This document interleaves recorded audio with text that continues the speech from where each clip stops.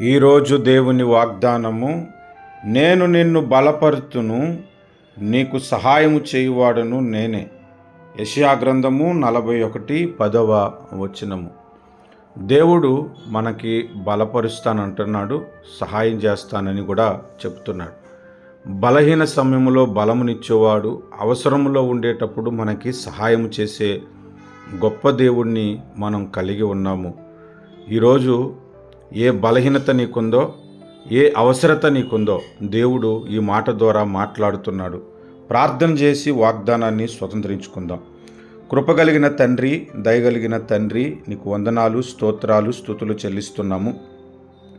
మా బలహీనత పోయి నాయన బలము పొందినట్లు బలపరచమని బలవంతుడా నిన్ను వేడుకుంటున్నాను.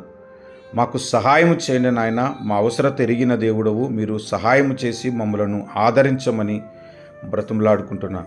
ఈ వాగ్దానమును నేనును నాతో పాటు ప్రార్థిస్తున్న వారు కూడా స్వతంత్రించుకోవటానికి నీ కృప సమృద్ధిగా మాకు అనుగ్రహించమని వేడుకుంటున్నాను.